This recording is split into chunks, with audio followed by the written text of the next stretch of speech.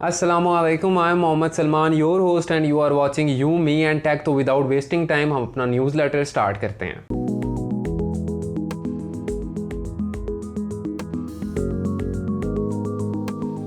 Welcome back. तो इस week के अंदर बहुत ज़्यादा मज़े की न्यूज़ हैं और कुछ ऐसी न्यूज़ भी हैं जो बहुत ज़्यादा मुझे बड़ी अफसोस हुआ न्यूज़ को लेके, कि एक इतने बड़े ब्रांड होने के बावजूद इतनी नील परफॉर्मेंस के सबूत दे रही हैं, बहुत बड़ी कंपनीज़। तो सबसे पहले मैं जो न्यूज़ ऐड करने लगा हूँ, हमारी जो न्यूज़ फर्स्ट आईफोन एप्पल जो कि रिसेंटली मार्केट के अंदर बहुत ज़्यादा धूम मचाई है आईफोन 11 ने। तो आईफोन 11 के ऊपर जो रिसेंटली एप्पल के फोरम पे जो मोस्टली कंप्लेंट्स आ रही हैं वो ये आ रही हैं कि आईफोन 11 जो है वो बहुत जल्दी स्क्रैच ले रहा है।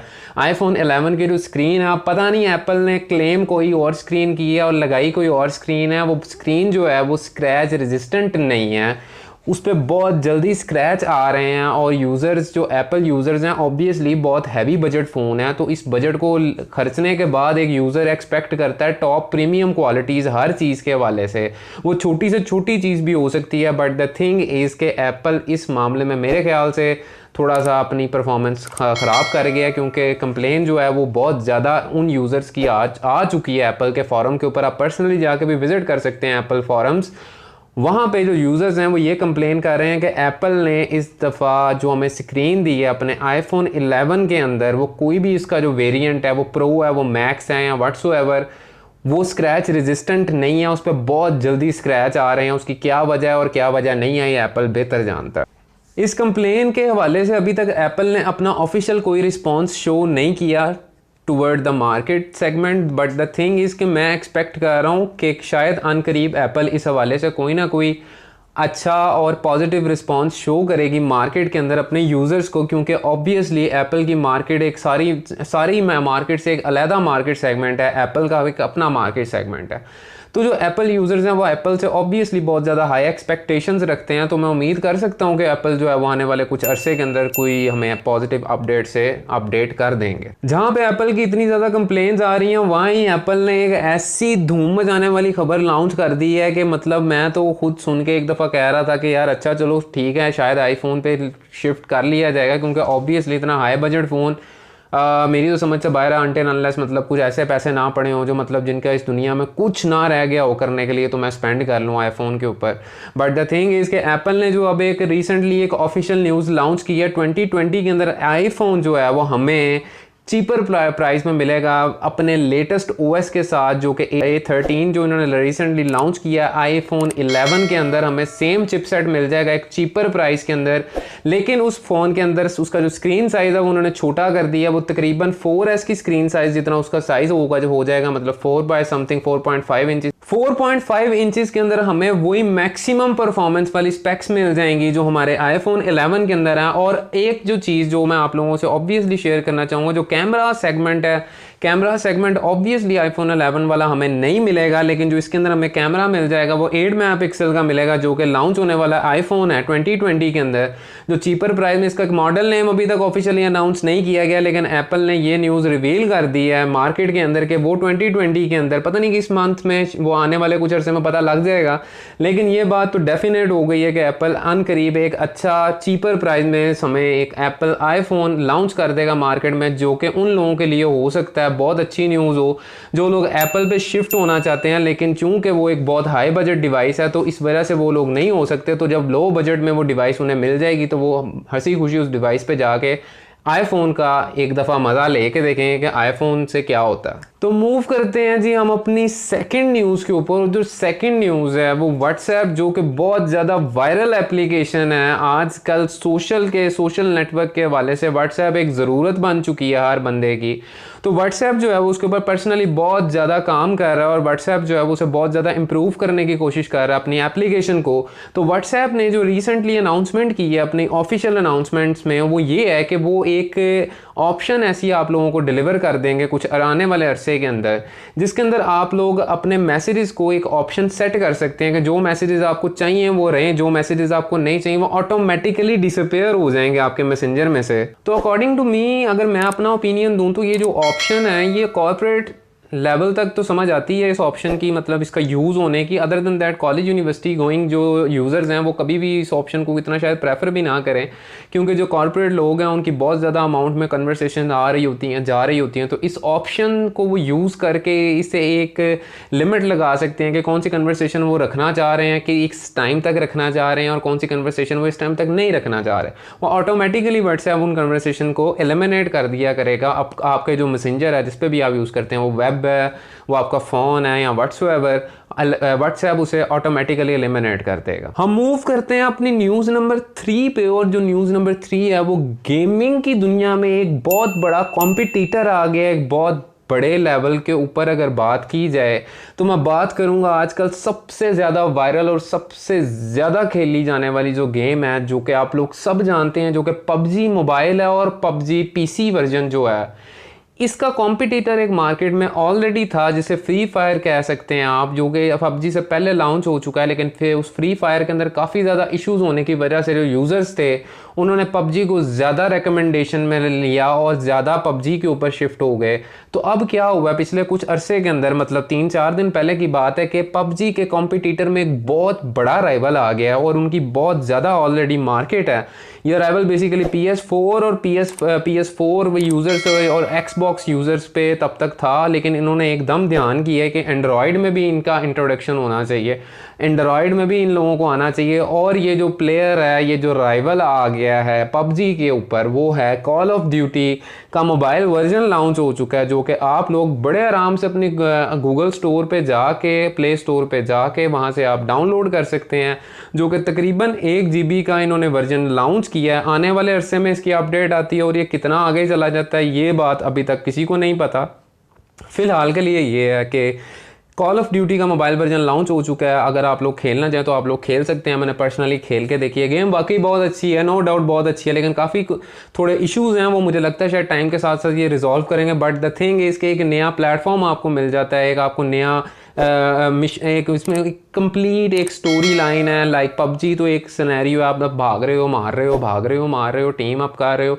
इसके अंदर एक डिफरेंट स्टोरी लाइन है, मतलब टोटली एक डिफरेंट स्टोरी है, और बहुत अच्छा, मतलब इन्होंने काफ़ी ज़्यादा इसके ऊपर ग्राफिक्स के ऊपर बहुत अच्छा काम किया कॉल ऑफ ड्यूटी वालों ने।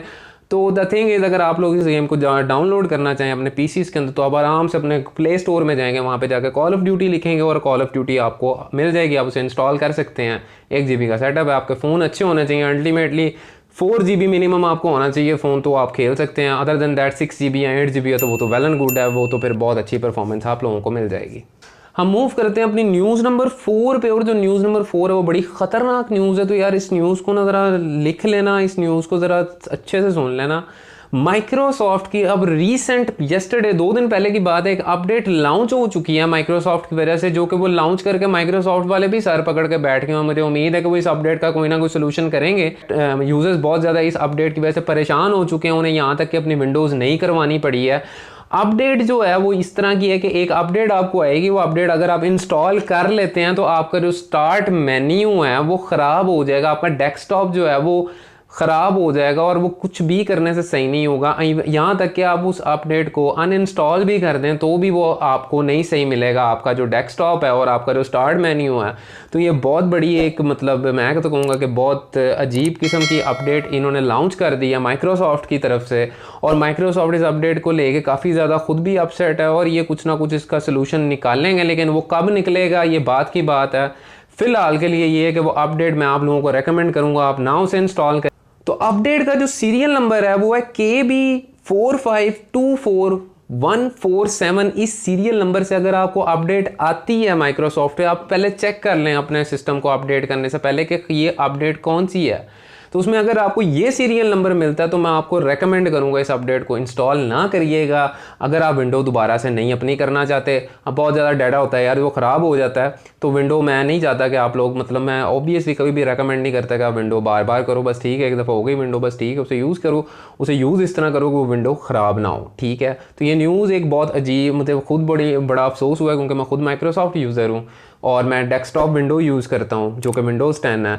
और अभी तक पाकिस्तान में सुनने में नहीं आया किसी बंदे के साथ ये हुआ, लेकिन बाहर अब्रॉड में काफ़ी ज़्यादा लोग इस अपडेट की वजह से काफ़ी ज़्यादा डाटा अपना जो है उनका वो डिस्ट्रॉय हो चुका है। उनके जो पीसीस थे उन्हें दोबारा से इसमें विंडो करनी पड़ी है। तो इस सीरियल नंबर से अगर आपको अपडेट आती है तो आप काइंडली उस अपडेट को इंस्टॉल ना करें अपने पीसीस के अंदर। मूव करते हैं हम अपनी न्यूज़ नंबर 5 पे। और जो न्यूज़ नंबर 5 है वो ये है कि जो लोग ओकला फ्रीक्स हैं अपने नेट्स की स्पीड चेक करने के लिए, तो उनके लिए मैं एक छोटी सी एक सीक्रेट है वो मैं उन्हें बता देता हूँ कि यार जब ओकला पे आप स्पीड टेस्ट करते हो ना, तो ओकला कम से कम 50 से 100 MB जो है वो आपका डाटा खा जाता है।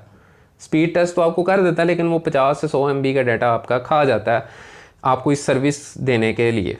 तो ओकला के अलावा अगर हम बात करें कि इस ओकला के अलावा कौन सा ऐसे सॉफ्टवेयर्स हैं या एप्लीकेशंस हैं जो हमारा स्पीड टेस्ट कर सकती हैं, जो हमें बता सकती हैं कि इस टाइम हमारे नेट की क्या परफॉर्मेंस आ रही है, हमारे DSL की क्या परफॉर्मेंस आ रही है, हमारे 4G या 3G की क्या परफॉर्मेंस आ रही है। तो जो टॉप 3 स्पीड टेस्ट इंजन्स हैं वो मैं आप लोगों के साथ शेयर करता हूँ।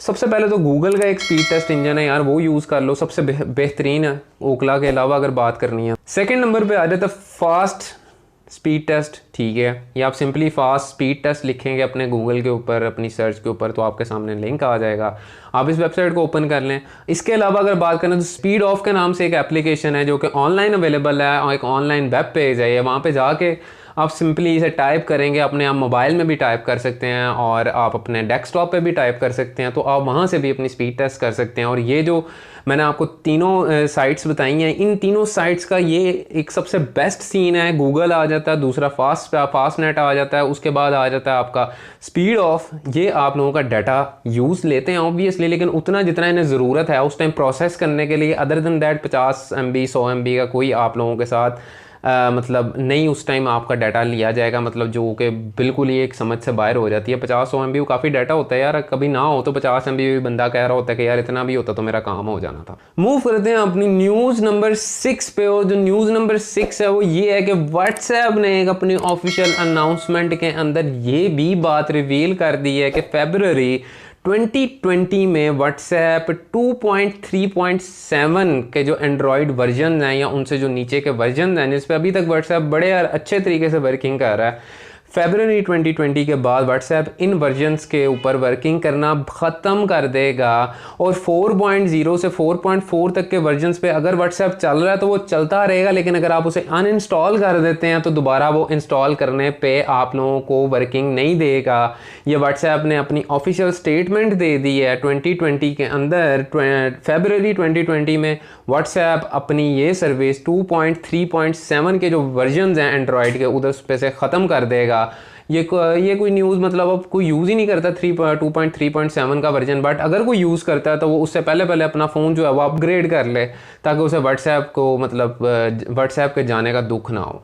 और न्यूज़ नंबर 7 में मैं आप लोगों के लिए एक बहुत अच्छा प्लेटफॉर्म लेके आया हूँ जिसको मैं अभी आप लोगों के सामने शेयर नहीं करूँगा, ये सिर्फ मैं आप लोगों को बता रहा हूँ। मेरी आने वाली वीडियो जो है वो बिल्कुल उसी प्लेटफॉर्म के ऊपर होगी और उसके ऊपर मैं आप लोगों को उसके प्रोज और कॉन्स जो हैं होंगे वो मैं आपके साथ डिस्कस करूँगा। ये बहुत अच्छा फ्रीलांसिंग प्लेटफॉर्म है, जो लोग फ्रीलांसिंग करना चाहें वो उस प्लेटफॉर्म पर जाके अपना साइन अप कर सकते हैं, अपना ID बना सकते हैं और वहाँ पर जाके फ्रीलांसिंग कर सकते हैं और पैसे कमा सकते हैं अपने घर बैठ के। तो फ्रेंड्स ये इस हफ्ते का न्यूज़लेटर था, मैं उम्मीद करूँगा आप लोगों को पसंद आया होगा। इस मेरी वीडियो के नीचे कमेंट करें, वीडियो को लाइक करें, शेयर करें और इस चैनल पे सब्सक्राइब करें, बेल का आइकन हिट करें। I am your host Mohammad Salman signing off from here. Take care of yourself and अल्लाह हाफिज़।